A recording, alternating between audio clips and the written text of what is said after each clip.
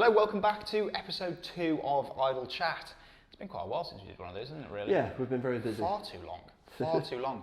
So before we get on to the main topic of today, which is going to be overlooked cars from our brands, quite an interesting one, I think. We've obviously driven quite a few cars since, and when we were last here, you said that you were driving the Taycan Cross Turismo. Yeah. What did you think of that? It was brilliant. It's a fantastic car. There's not much it can't do. When you're thinking of like every day, I need a car to do everything, one car to do everything. It's desirable as hell. Yeah. It's a great looking Porsche. vehicle. Yeah, it's Porsche. It looks incredible. It's possibly the sexiest looking estate on the road. Sexiest looking EV, I think. Yeah, it looks brilliant, that car. The spec that we had that one in as well. It didn't have the off-road kit on it, but I didn't miss it. You know, it had those kind of like blue tinted headlights and stuff. The black paintwork with the tinted windows. It just worked, didn't it? Yeah, the light interior, lifting all that interior. It was a great spec on that car. So to look at, it's beautiful. Usability, I can't think of what more space you'd need unless you had like multiple children. Then you might need something like this, a large SUV or something. Yeah, but for a small family, it was perfect amount of space in there for all the gear that we had with us on the day. Performance-wise, incredible. Yeah, it's electric. It's just instant. Was it a what was it? Was it a 4S? It was 4S. It was 4S. Yeah, so not the top end. Not the Turbo S. Yeah. This is the crazy thing about it. It's so quick. I can't justify them. You can't. Would it not be more fortuitous of you as a customer to go for a 4S and use the extra money to option it up a bit? I have driven a Turbo S though. Yeah. And it's mind blowing. Yeah. It's just unbelievable. It's terrifying. Firstly, it takes your head. Like, have you ever been on Rita at Alton Towers? Yeah. It's literally, and you just can't you can't pull yourself out your seat to. After about 2 or 3 launch controls, it's like, no, I'm done. I don't want to do it anymore because it just hurts, and it's like. Even in the 4S, to be fair, when you launched that, obviously I drove it a little bit, but nowhere near as much as you did. Even in that, it's just. Yeah, well, that is the noise you make. If you've not driven a fast electric car, that is the noise you make when you launch. Yeah, it sort of like pins you in your seat, and you can't get yourself out of it again. You can't really get your breath out, can you? No. So yeah, like for my head, it would make sense to go for something like the 4S and use the money to option up some spec on the car. Then go for unless you've got a huge budget, then Turbo S and stick all the options on it because then you've got the pinnacle of the lineup. But yeah, so to drive it was brilliant. I love the craziest thing about it. I love all the different driving modes. Yeah. The fact changed a lot, didn't it? Yeah, it completely. Like some cars you get into and you put them in the different driving modes and you're just not really aware what it's really doing. Much, it might just change the throttle response and maybe just change the steering a little bit. Yeah, electric steering, it's fake, isn't it? It wakes it up a little bit. Yeah. All it's doing is giving you a little bit more resistance. Whereas this, it completely changed the character, putting it into sport mode, sport plus mode. The car just kind of went through the different stages and there was such a vast gap between the different settings that you knew what mode you're in. I think that's a Porsche thing. Yeah, I think it's definitely a Porsche thing. I think, well, moving on to the next question, is that the best car you've driven since we've not been off air, but just haven't done a podcast? So you know me, I'll always find a redeeming characteristic for every single car I ever drive. I try not to get too enthusiastic, but in every video I'll say, this is the best car I've driven. And I say it all the time. We could be a bit more raw on these. Let's be a bit more honest with these. That's what I think these podcasts, so as far as electric vehicles go, it's the best electric vehicle I've driven. I'd go with that. Because it's the performance and everything. It's the only electric car I would currently actually buy. Yeah, it's the one that I would, I would love something like that in the driveway. But as far as best car I've ever driven, no. No. Because I'm still like you, I still like the petrol stuff. I like the screaming V8s and the V6s and stuff. Yeah. I like the big engines, I like the turbocharged full. The feeling of an internal combustion engine, it's so hard to beat. The electric cars are brilliant, and the sound in the Taycan. That was one of the amazing things, isn't it? Like you think electric cars, no noise, but the noise that creates, what's it called? Forced propulsion sound or something like that, isn't it? Yeah. It's like when you put it into launch control and it reverberates. I thought it was in the cabin, but when I look back, it's on the outside. Yeah, I've got all the cameras on the outside of the car picking up the noise. I was like, that's so cool. Yeah, they've done a good job with that. Yeah. So since we've been on as well, the best car I've driven is a Porsche. It's another one. It's another Porsche. So it's the 992 GT3. I'd love to have got it that. Very, very fortunate, thanks to a good friend of the channel. He's got one. Met him at a Porsche Anglesey track day and just offered the car to us to drive, and it was beyond. I've driven a GT4 718, but it's not really many words to describe a GT3 because that came across in the video as well. Because when you're driving it, it was all just emotion. I could barely speak. Yeah, there wasn't. You watch all the videos about the car, and I think it's the same for most people that have driven that. It's the emotion it makes you feel. It comes across really well in that video. It's intangible. It's something that it's not only like objectively sensational. Like it is the best car I've ever driven. Yeah. Like for the way the steering feels, everything. But also emotionally, I've never been so. It's a cliche, but so in love with the car just after half a day of driving it. Like that engine. It just, the way it vibrates up through the seat and into your body, it just gets you. It's that, I'll never own one of those cars. I'll never get near one ever again because they're going for... Well over the odds, aren't they? Yeah, they're about 100 grand overs at the minute. And they're selling for that. There's like 14 at market at the minute for £250,000. So if you've got one... Fair play. Fair play. Yeah, you sit on it. Yeah. So one question I've got about it is because you drove the GT4 as well, didn't you? The 718 GT4. By comparison, two GT products, was there any emotion? Was it like a diluted version down in the cane, or was there still that raw kind of sensation from the GT4? So 718, I think the engine in the 718 is kind of a GT engine, but it kind of isn't a GT engine. It's almost like a slightly different version from the Carrera S engine, whereas in the GT3, proper GT engine that is. And you can feel it. Don't get me wrong, the 718 GT4 engine still revs and it still sounds great, but the engine in the GT3 feels like a race engine. Yeah. Like I've never driven anything other than Lamborghini V10 that just gets you. Yeah. Like it's unbelievable, the engine in that car, and it overrides the whole experience. But it feels so usable as well. Yeah. Like, that's the great thing about a GT3. Like if my numbers came, we won't say too much because that's going to be probably an episode down the line. But one of those two cars would definitely sit in the garage. Sit in the driveway. I need a Porsche GT product in my life. Yeah. Like I don't care. Like I need a GT product. Aspirational bits of kit, aren't they? Unreal. So before we move on to our main topic, let's just talk about this. What is this sat behind us?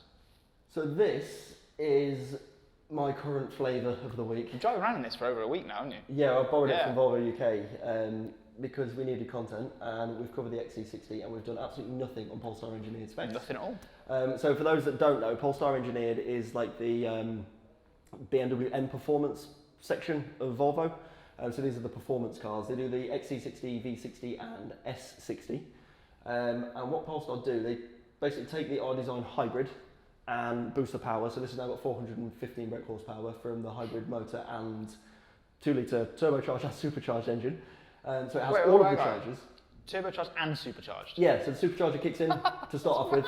All the chargers? Yeah, so the supercharger starts straight off the bat before the turbo can then spool up, because it's quite a big turbo they put on it. It's not massive, but it's big enough that it needs something to keep fill that that gap. Yeah, so it just fills that void and prevents any turbo lag. And then they've got the 90 brake horsepower from the electric motor, which powers the rear wheels, which is four-wheel drive. But more than that, the main party trick is the fact that it's got the Öhlins dampers, which, as you know, again, and for the uneducated, Öhlins are like the pinnacle of suspension manufacturers. And it's a bit gimmicky because on modern fast cars, you can do all the suspension from inside. You press buttons on the dash and it changes the settings. With this, I absolutely love this because I'm a massive car nerd. And I love spanning on my own cars. You have to get under the bonnet and in the boot to adjust the dampers. Yeah, so there's little like adjustable knobs on top of the dampers. No way. So you can sharpen it up, make it nice and taut, nice and like really, really stiff, but then it's not great for B-roads because it's quite crashy, especially these 22-inch wheels. Size of them. Yeah. It becomes quite crashy on those. Yeah. But then you can tone it right down, make it nice and soft and usable as like, you know, your standard R designs and stuff, your standard Volvo comfort levels. But the factory settings, what I found is putting it in the factory settings, you find that perfect balance. Yeah. And it actually, you've driven it yourself. I have driven it. Give it a go yourself. It handles so flat. It does. For a car of this size, it's so flat. It feels brilliant. Yeah, it's easily, without saying anything negative about the other brands we represent here, it's easily the best handling SUV of this size that I've driven in this segment. In this segment, yes, definitely. Yeah, definitely. there's obviously, if you go to M competition, like MX competition, stuff like that, yeah, totally different league. But this, it's really got under my skin, it's really good fun. It looks brilliant in my opinion. It does, I think it looks amazing. We've got a few videos with this. Yeah, I'm doing a living with video because I've had it since late last week, wasn't it? Like Thursday last week I picked it up. So I've had it for nearly a week or so now. So I'm doing a full living with video, explaining it more living with an XC60, but it's the Polestar bits, and we've done a full product review where we got it absolutely filthy in caked in mud. Yeah. That was a lot of fun. It was great fun, that video. That was a lot of fun to film, we've done that one, and we're doing tomorrow, I believe. Yep, tomorrow. You're bringing something along. Yes. We won't give it away because I'm not too sure when this podcast is going to go out and when that video is going to go out, so we won't give too much away, but it's a direct comparison to this. Direct comparison. So I'm looking forward to that. So we're meeting tomorrow morning, and you're going to show me something that might turn my head sway you from this, because you've been in this for so long that I feel like you've got a bit of a connection to this car now. I've been looking at how much I need to earn tomorrow. That does not surprise me. I think it looks brilliant. Yeah, it does look incredible, doesn't it? The nuts. Yeah, right. Great looking car. So, on to our main topic of the day. Obviously, Ride, we've got so many brands. And I was thinking about this the other day. I did a video not long ago on a car from a brand. I'm not going to say because it will give away my choice for that brand. Yeah. That I feel is massively overlooked.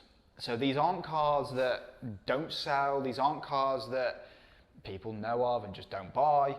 These are cars that we feel are massively overlooked. That could be brilliant cars. They could be brilliant looking cars that just, for some reason, when you look into a brand, you just don't think of them. Yeah. If that makes sense. Yeah, so the car, it's not the one you instantly think of with that brand. So like BMW, for example, M3. Yeah. You think of BMW, you think of M3. Yeah. You think of M4, you think of M5. Yeah, and then all the stuff, 3 Series. 3, X3, that sort of stuff. The sort of base core models. But the stuff we see every single day. Yeah, the stuff we're surrounded with all the time.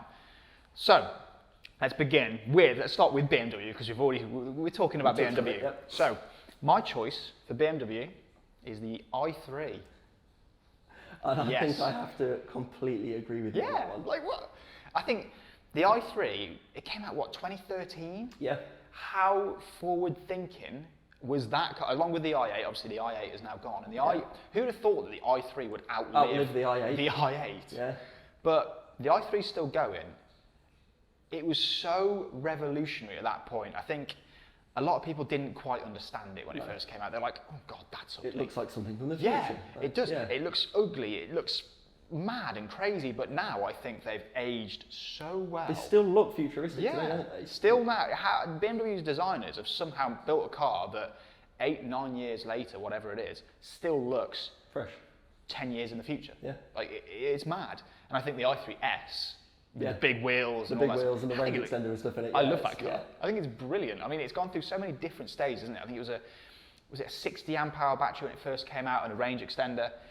Then it was a 120 amp hour battery with a range extender. Then they got rid of the range. No, it was 94 amp hour battery with a range extender. Then when they went to 120, they got rid of the range extender, which then means it was a pure electric range extender.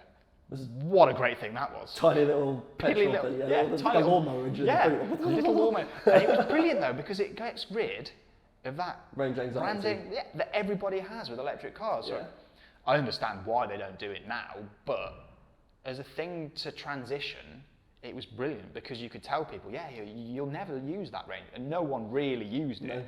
But it was always just there in the back of your head. In the back of your head that it's there. Yeah. And it was made from CFRP, carbon fibre reinforced plastic. It was the materials that made it, wasn't it? There's a few niche things about this car. The materials. I remember going to Goodwood when it first came out, Goodwood Festival of Speed. Yeah. And they had these little kind of half cuts of all the materials that we used, so you could see into them all. It was the amount of cardboard, recycled cardboard and stuff that's going into it, the recycled carbon fibre. It's all sustainable, isn't it? Yeah. It's recycled plastics and stuff. It's like recycled bottles and things. Bottles all in the doors. The seats and the doors and that. It was such the woodwork on the dash as well. Wood inside modern cars doesn't work. No. But in the i3, that wooden kind of like tabletop, coffee table style design. It shows because they call the interior of those lounges. Yeah, it's different. And you can choose different lounge suites and lounge worlds or whatever they called it.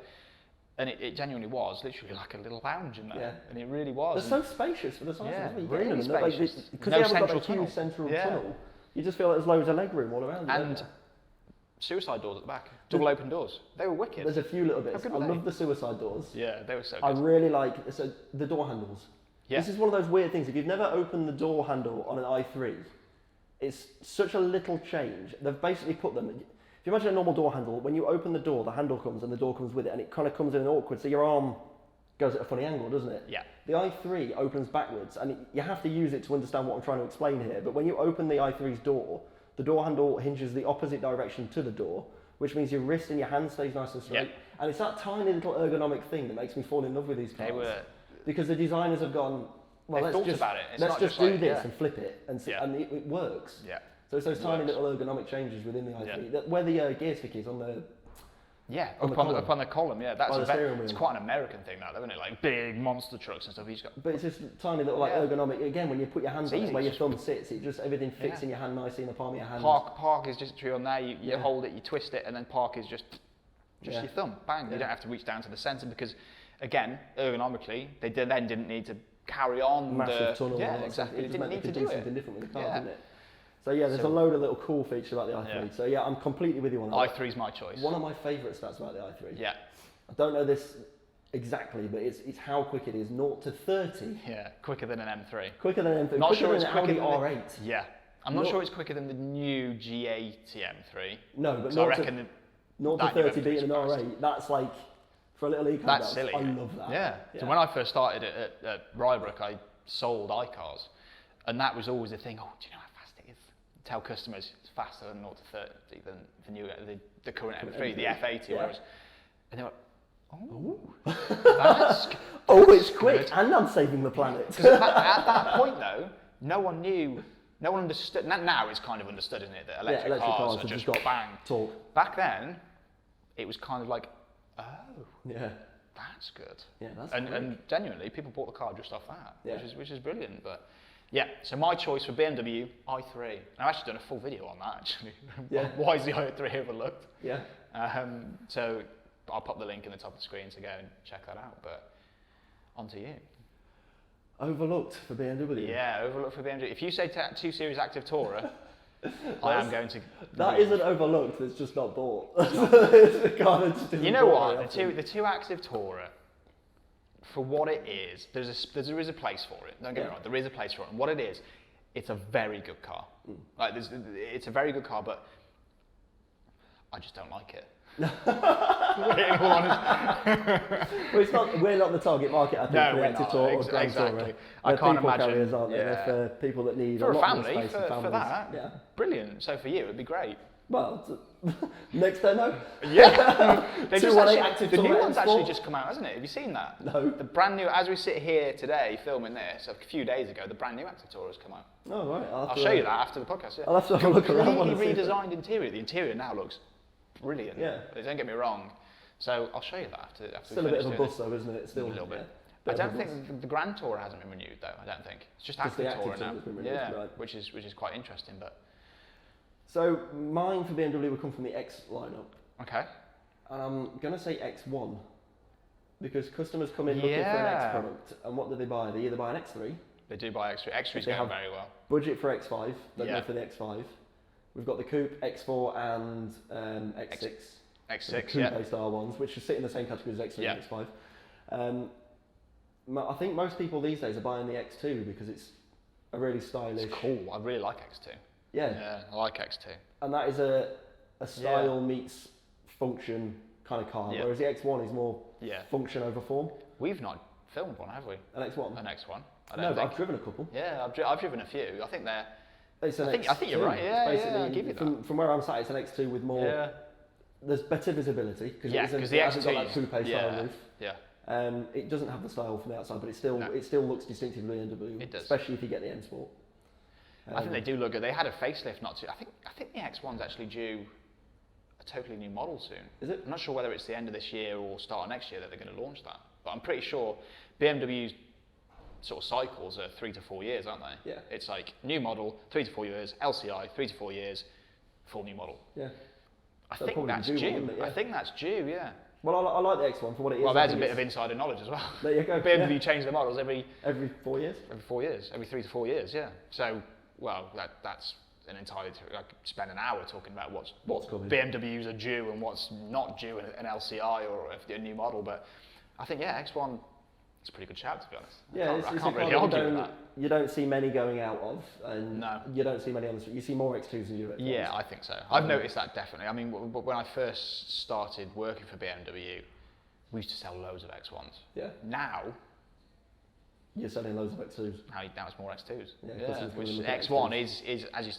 is actually getting overlooked now. Yeah. It's still a brilliant car. So yeah, I give you that. That's a good one. I like that. So because we're sat in our studio, which is a Land Rover, Land Rover. It's a difficult It's quite a difficult one. I've been thinking about this. So I think Velar, I would say. I was going to say Velar. Because I think it just gets forgotten about. Because it sits between two very good cars. So Evoque sells like absolute wildfire. Can't keep them, can we? Discovery Sports sell really well. And Range Rovers, obviously, Range Rovers. Velar is a strange one. You don't really see that many on the road, do you?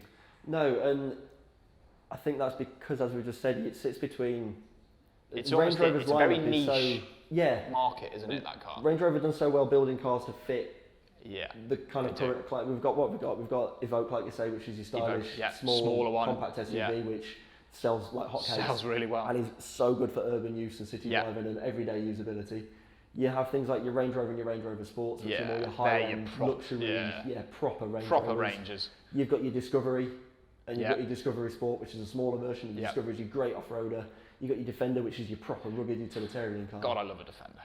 Yeah, they've covered everything because the Range Rover Sport has got that desirability, sexy sportiness, and then the Velar's trying to kind of Velar is sexy. Yeah, it's a strange sporty car without the sporty pedigree or the full off-road capabilities a Range Rover Sport offers. I do really like Velar though. Yes, we've both driven them, haven't we? You did a model year 2021. I filmed one a couple of years back, close to when they first came out, and it's actually one of the most enjoyable Land Rover products that I've driven. Yeah. Because it does almost, it fills that niche very well. Yeah. Very, very well. And with the new updates they've done to it, with the new steering wheel, the new PV Pro system. So good. It's so good. And I think, unfortunately, it is a little bit overlooked. I think the best way to, I said this in my review with that car, I think the best thing about the best way to look at the Velar is if you are after a desirable, what's hot right now is a Defender. Yeah, if you get a black Defender, 90 trim, blacked out windows, black wheels, black pack on everything, put some urban stuff on it. All the urban kit on it. Yeah, it's cool. You see, you can use it for farming, you can go out for a nice dinner in it. It's a usable car for everything, isn't it? But when you get into it, it is so rugged. And that's one of its selling points. It's very like, you can see the pot rivets for the plastic work in the doors and stuff like that. Yeah. The Velar does all of the style and desirability, I think, that comes with the Defender in a more luxury package. When you get into it, the seats are far more comfortable, the dash is well sculpted and covered in soft touch materials. It's a good looking car as well, isn't it? It looks brilliant. It's if you find that it's basically for customers who find the Defender a bit too rugged it's and too far that utility. way. So if you're after a stylish, sporty Range Rover, but you don't ever go off-roading, the Velar's probably... Yeah, I think I'd go with that. And that's why it's overlooked, I think, because it's such a niche market of people that are looking for something like that. Yeah. But if you had one, it's the one I would pick. I think I'd have a Defender. I know you would. Yeah, you'd have a Defender. I would probably go for a Velar. Yeah. Or a Range Rover Sport. Yeah. Probably the Velar. Yeah, I do love the Velar, to be honest. It is a cracking thing. Right. So you agree with Velar? Agree with Land Velar. Rover? Yeah. So Jaguar's probably the best place to go after that. Jaguar, yes. So I think XF, in my opinion. Yeah, because I think XE outsells XF now as well. XF Saloon or XF Sport Brake? Sport Brake. Because we drove that car not too long ago, earlier on this year. No, Yorkshire Dales weren't we for that? What a car that is. Yeah. It's gorgeous inside. There's, again, because all of JLR products have just had a model year 2021 update. New steering wheel, PV Pro, all that stuff, bigger screen. What a thing. And it drives incredibly well. I think in that market, in that sort of executive saloon market, whenever anybody's in that market, you almost just go, right, I'm having a BMW. Or BMW. I'm having one of the German cars. I'm having a BMW, German. an Audi, or a Mercedes. Yeah.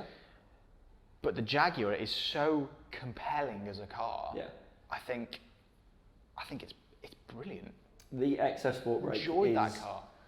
It's pure dad wagon. Oh god, yeah. Complete and utter dad wagon. You can get everything in it. The boot Everything. is massive. Yeah, so you're easily getting all your gear into the back of that. So you carry a bloody fridge if you put the seats down. You get Easy. so much in that car.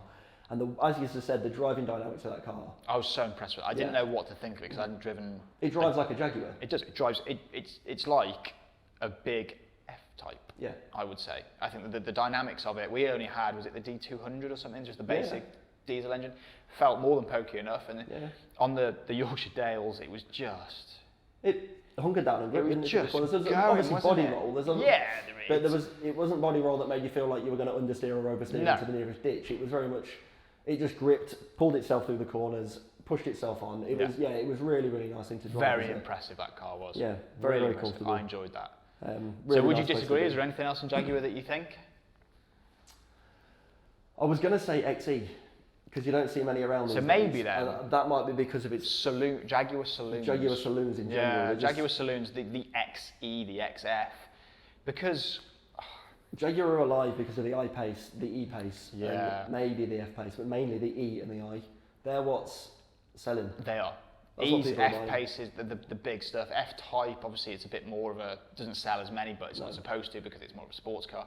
And that's not really, you can't really say it's overlooked because it's not selling. No, really. it's not. Yeah. Because if you're looking for a sports car, the people F-Type tends to come up in people's searches. Exactly. So let's not touch on it too much because it could be a completely different podcast. Are saloons dying, do you think? Yes. Yeah. Yeah, and it's quite such a shame. Yeah. It's a real sad thing, but you just have to look at Volvo as well for that evidence. You do. Volvo. Because I think let's just because I think we'll both say exactly the same thing here. I think you probably will. S60, S90. Yeah, both massively overlooked cars. Yeah. But when you think Volvo, it's about being practical, big, safe, boxy cars. That's what people want about them, isn't it? Big, safe. It's the XC boxy products. Cars. The new designs are beautiful. Yeah. But they're still maintaining that kind of big flat nose, big square haunches. Thor hammer lights. Yeah, there's a lot about them that still harks back to the old kind of Volvos, whereas the saloons just don't kind of tick that box for people. If you're in the market for a Volvo, you want something that's going to load loads of gear in the back, chomp miles, be a big economical, safe box to drive around in. And the saloons have incredible things to drive. They are, they're so good. Beautiful looking cars. Yeah. The tail lights are one of my favourite features. They're kind of really arcing and back in round. Yeah, the great looking bits of kit, massively overlooked. And I don't know what it is about them that makes people kind of go, no, I need the V60 or the, you know, why are people going to the German brands? Why are we seeing people buying? It's difficult, isn't it? Because saloons are definitely dying. However, BMW still sells an insane amount of 3 Series. Not so much 5 Series now. No. You don't really see, I mean, when have you seen a 5 Series LCI on the road? I've seen a handful. Really think, that car's been out for months. Really not many. Absolutely months. We can't get hold of one to film one because there isn't any. Obviously that's to do with the market and so totally separate. Again, different topic. Different podcast. But it's strange, Volvo.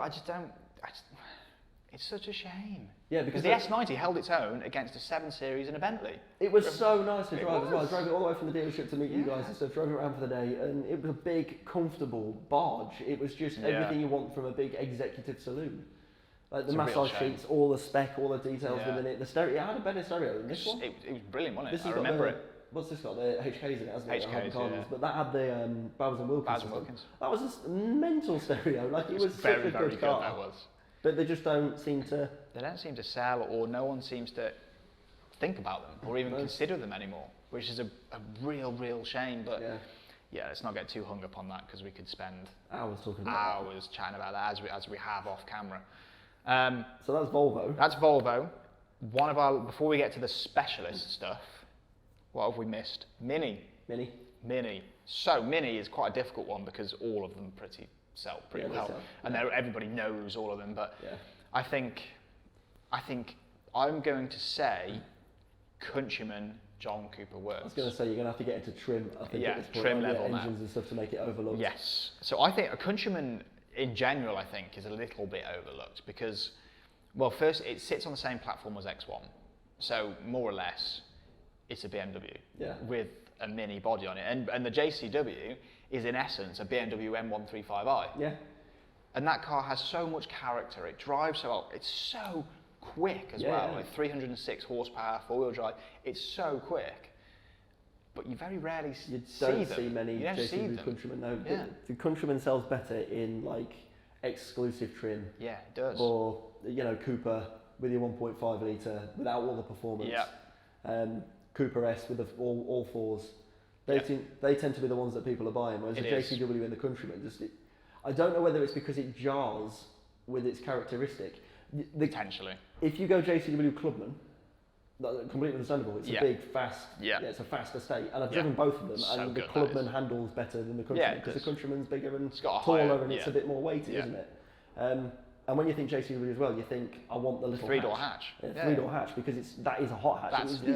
That's a John Cooper hatch. Works, isn't it, to people? That's that is. You think of Mini, you think of the three-door hatch. Yeah. You think, well, maybe the five-door hatch now in the convertible. You don't really think of a big estate or a small SUV. So I think I agree. Countryman. John Cooper Works is overlooked as a car. Yeah. I did a funny story. I did a track day in the Countryman and the Clubman JCW when it came out. So as I say, the Clubman, phenomenal, handles really well. And on the track we were at, there was my colleague. If he ever watches this, he'll be laughing because he was in the passenger seat. There's an S-bend on the track that. Basically, they give you a couple of sighting laps and you go out and follow an instructor. So you're in a car behind the instructor, so they're setting the pace. Trying to keep up with him, and they know what they're doing. So, and I'm being cocky, you try and outbrake the instructor. You think, well, he's braking at that point, I'm going to try and outbrake him. I could go a bit soon, Yeah, I can't outbrake him, especially in the Countryman. I got into the S-bend, the chicane, late brake, and I make the first turn, barely make the first turn, and I know full well I'm not going to be able to lock it back over. Make the next one. So I just pin it straight over the curb, air over the top of it, thumping back down. My colleague Sam in the passenger seat trying to film it, head it in the ceiling, looking at all the lights coming on the dash. Absolutely, it was like, absolutely ridiculous. Over the top of this S-bend. It was an absolute, bit of a moment in the car. Back to the pits, and the instructor was like, "You went a bit quick through that pit, didn't you?" Never going to make that.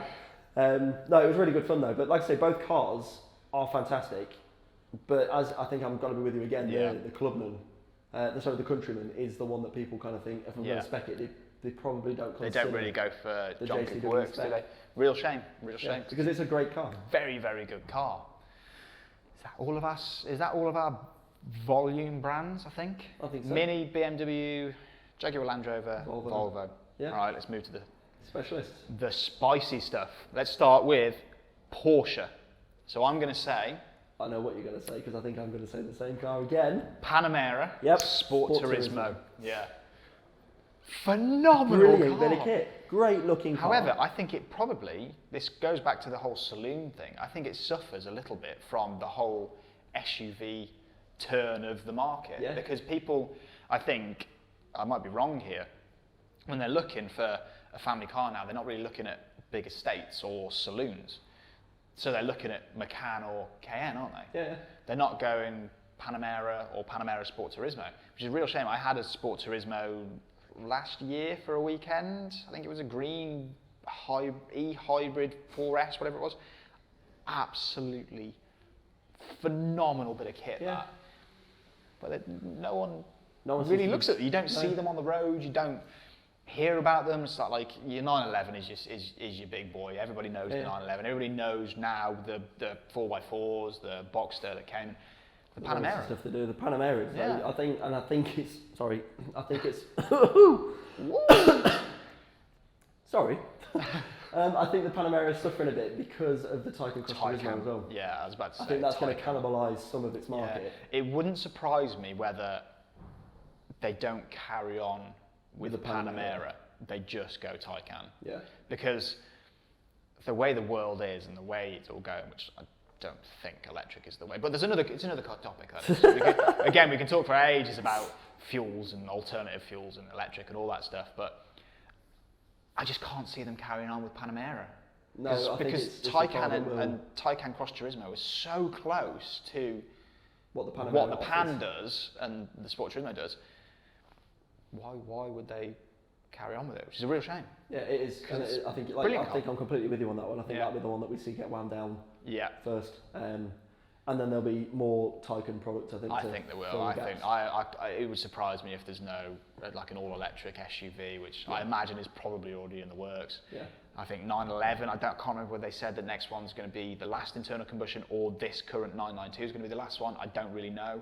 The news I've read was they're focusing on 718 product. Okay. So the Cayman. So Cayman and Boxster. Yeah. They're the ones that they're going to move to fully electric. Which gives me hope that the 911 is going to stay internal combustion until really hope that. the very last nail. It will have to have some hybrid sort of function to it. It will, because it's the way it's going, isn't it? Just look at some of even the big brands, like look at McLaren, Artura, new McLaren lose hybrid, and stick an electric motor in it. Yeah, even Ferrari 296 GTB, whatever it is, V6 hybrid. SF90 V8 hybrid, it's just the way they're going. Yeah, it's the way everything's going. Yeah, it's going to be very interesting to see what Lamborghini do. Yes. Because Lamborghini, I don't know how they've got away with it for so long. Dug their heels in for a while, haven't they? They've dug their heels in. Put another V12 in it. Doesn't matter. Let's put another monstrous, 1 million litre V12 in it. But I think I love the way they work. I absolutely love it. Lamborghini, it's very much like they just don't care, do they? Hey, we don't care. Yeah, the exhaust on it. Noise limits? Nah, put a bit exhaust on it. Doesn't matter. Just make it. Huracan. How on earth do they make Huracan that loud still? Because same engine as Audi R8. Audi R8 sounds like a whisper compared to a Huracan. Yeah, but the decibels, you're like, oh Christ, it's going through me. Yeah. Amazing though. Lamborghini, I can't really think of a car that's overlooked in that range because, well, there's three.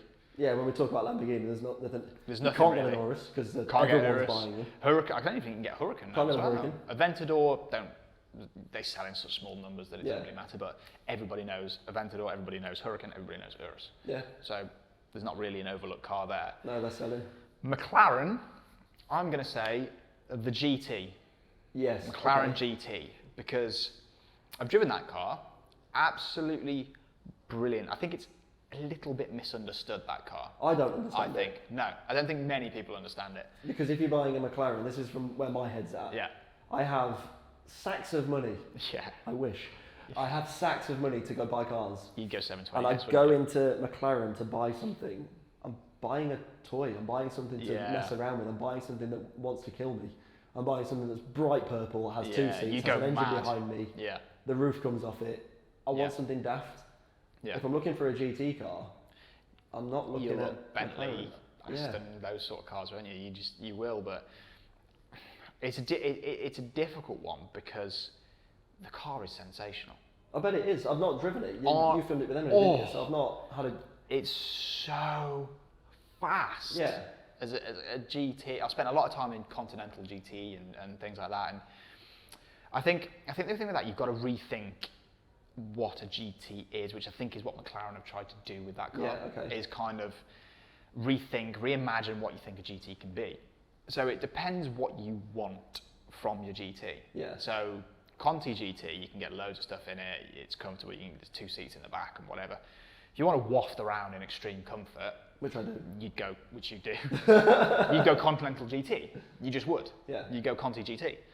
But if you want to waft around and still have a supercar, McLaren GT is a very good choice. It fits incredibly small niche. Don't get me wrong; it's a very small niche, but it fits that niche very, very well. Okay. It's a very good car, and that's the only one I can really think of from McLaren because the rest of the range is just bonkers. Yeah, and you don't overlook if you go into McLaren. You're not overlooking a car. You're not overlooking a 720S either. You're not overlooking. 5.7 Sports Series is gone now. 600, any of the LT products, you're not really overlooking. No. So you know what you're buying with those, don't you? Yeah, you do. You go in, you know you're going to get. I mean, this is all McLaren, whether it's GT, 720s. You know you're going to get a car that's actually very usable as a supercar, possibly the best supercars, usable supercars on the market. Something that is tear your face off fast. 720S is blisteringly quick. Can't even describe it how fast that thing is. But McLaren, I'd say GT. That's the only thing I can really think of from McLaren. Lotus don't have any cars at the minute, other than Emira. Lotus, but we were actually Emira. Emira. let's really quickly touch on that though, because as we're filming this, yesterday we were at the Emira launch, weren't we? Yeah. Taking a look at that nice. static launch. Yeah. We obviously couldn't drive the car because no engine in it. It's a pre-production car, just a show car. What a gorgeous bit of kit It that looks is. like a baby Oh, Ferrari. yeah. It's like a just- mini supercar. Yeah. And for the price, like for just a smidge under £76,000 for the 3.5 litre supercharged V6. Yeah. Like, that's going up against Porsche, Caymans. that sort of thing. Yeah. I'd have the Lotus. There's There's about something it, about it. I'm gonna. This will come across in the podcast. I love Porsche. You do. And as you said about the GT product, Cayman GT4 Yeah.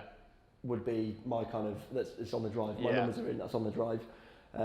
Along with millions of other cars, but the GT4 would be one of the first cars that I went out and purchased because it's phenomenal. Yeah. Now the Lotus is out. I want seat time in the Lotus, and Yeah, I want really to want put seat it. time in the I Lotus. want what I would. This goes out to anyone of our bosses that can make this happen. If we can get a GT4 against an Can you Emira, imagine? How good would side that by be? side comparison, Like because they on both track? fill. They both. Well, that would be the Could you ideal. imagine That would be that? the dream situation. But Yeah. let's lay it back a bit. Yeah, Maybe yeah. some. We haven't got the country roads budget. around We ain't Yorkshire. got budget. For that. Yeah, we haven't got If we budget could for get both of those side by side and get some seat time in both of them, because they are direct comparisons to one another, aren't they? The Emira is here for GT4. It It is. is here to It take is. the Cayman. It wants that market segment, and it's going to take that market I think segment. it will. The I amount think of they've sold. I think it was like I can't remember what it was. About 3,000 deposits. Lotus UK or Lotus took within 24 hours of that car. Absolutely insane. The pictures came out and people were just was ringing ringing, off ringing, the ringing. hook trying to get one of those cars. Yeah, I can see why, because I would have, if I had the money, all day, every day I'd have one. yeah. Yeah, absolutely. It looked mega. The specs were brilliant. The colour choices Oh, very Lotus, aren't they? really, That blue really that good. was that first edition blue that was Blue's out. gorgeous. Yeah, the blue was lovely. Just everything about it. The tech, they're basically taken a Lotus and gone, well, let's stop messing around now. Yeah. It's not Fred in a shed. Let's actually put some stuff in it. Let's put some tech in it. And that tech is so usable. And so it just It next is. level, wasn't it? I can go on about it for hours. Yeah, so can I. But that's, again, a topic for another day. Yes. So, final two brands then. Rolls-Royce. Okay. I can't really think of any that... Rolls-Royce almost sits in its own little bubble of mentalness, doesn't it? Yeah. They're bonkers. Like, Yeah. the market for those at the minute, like Cullinan, as we sit here now, you can't get a Cullinan Cullinan. for about 12 months. Like, if you were to walk into Rolls-Royce and try Waving and a order one, wedge of cash around. here's lots of cash. You Can still I couldn't please get have one. a Cullinan? And we'll be, no. No. Sorry, ever so sorry. Well, you can, but you've got You to have wait, to wait 12 12 months months, for it. yeah. Like, it's mad. Like, but so I mean, Rolls-Royce. I think they're probably the only brand that won't and aren't suffering from the change to SUVs. I think because Yeah, Ghosts, Phantom, those sort of things, they'll still sell. The won't Ghost is such a they? lovely It's car to gorgeous, isn't drive. it? It's absolutely beautiful. Such that a cool car. Yeah, Love the the Ghost. new Ghost is brilliant. It's right up my street of waftability. It's a very isn't it? new car, that, yeah, isn't it's a Yeah. bit like it still has lots of performance. It's still quick to drive. It's still good fun. The only time you feel its weight is when you're Oh braking yeah, when you into a really go, corner. yeah. Well, when you're braking into a corner, you kind of go, oh Christ, it's big. It's like trying to stop a cathedral. It is, yeah. No, but yeah, you say Rolls-Royce has not much in that category. No, I think that there's I could not. say is overlooked. I think they all have a niche and they all sell. Bentley, final one, Bentley. So probably again suffers from the saloon death. SUV thing, flying spur. Yeah, we've done a lot with the Spur. We have done a lot with the spur. I literally 2 days ago gave back the green Spur V8. I had that for 3-4 days. Can't remember what it was now. Absolutely gorgeous car to drive. It's brilliant, isn't it? However, people just buy Bentegas. Yeah. They want the SUV. They just want the SUV. Yeah. You want a Bentayga, which I kind of understand because Bentayga is again amazing bit of kit. beautiful as well. It's so good that car. I love the looks of that. People slated it when it came They out. did. They did the same with the Cullinan though. Like, the Cullinan, I remember Yeah. being again Goodwood Festival of Speed. Yeah. Stood next to a group of people who were looking at the Cullinan when it was unveiled, and they were, Right. "Oh my God, it's hideous! It's so ugly! It's such a bad." And So I is that I car, was is just- that car grown on you? Is it? I just stand Cullinan, there, you like all it? of them. From the moment I saw these SUVs, these big Bentley SUVs, the big Rolls-Royce SUV, I just think they're different. I Yeah. think they're big, but as you just described, the cathedrals on They are wheels. cathedrals. They are what they are. They're not. So for they me- don't try and hide the fact. Yeah. They're just not trying to be something different. They're they're all not. super SUVs. Yeah. I think the best of them, my own opinion, is Urus. Oh yeah. That's But the one I'd that have. fits both of us because I've Yeah. driven the Urus as well, and Urus that is brilliant. is a brilliant car. It's got the performance, Yeah. but it's also got the waftability. It's got However, the desirability. I'm going to throw a spanner in the works. I wouldn't have any of them. No, I know you I'm not a fan of SUVs. not a fan of SUVs, are you? I'm going to be honest. Don't get me wrong, I understand. But that's a topic for if your different numbers one. came in. Yeah, What yeah. would your dream car garage be? So maybe we do that. Maybe we do the dream cars and the garage on the next podcast, maybe the next episode, which would be quite good, I think. But I think I think we've pretty much covered all the brands, all of our brands. Please let us know in the comments below what you think is a very overlooked car from. It doesn't even need to be one of our brands. Just have a chat with us. Let us know what you think. We'll reply to the comments. Please be nice. Don't give us any abuse because. You know, We're fragile. We're fragile. I don't think our egos could take it. Any comments are welcome. If positive, negative, we look at them all, we read them all, and we just want to make content that you guys want to see. And let us know if there's anything else you want us to cover off in the podcast in the future, because we're going to be trying to roll a few of these out. Yeah, we're going to try and do one, at least one a month. Yeah. So obviously we'll film this one. The next one, I think I quite like the idea of lottery. Let that come in, what our dream cars would be, because it's quite interesting, isn't it? You've got that's the petrol head thing, isn't it? You always... I've got a mythical amount of cash, I need to buy XYZ cars that need to do XYZ tasks. So I think... What do I buy? Let's do that on the next episode, shall we? So we'll set some parameters and we'll... Yeah, let's wrap up that episode here. So thank you guys ever so much for watching. Please hit the like button and subscribe to this channel for plenty more content to come, and we'll see you on a future video, whether it's us out in the middle of Wales or sat here talking rubbish. So we'll catch you next time. Thank you for taking the time to watch, and we'll see you later.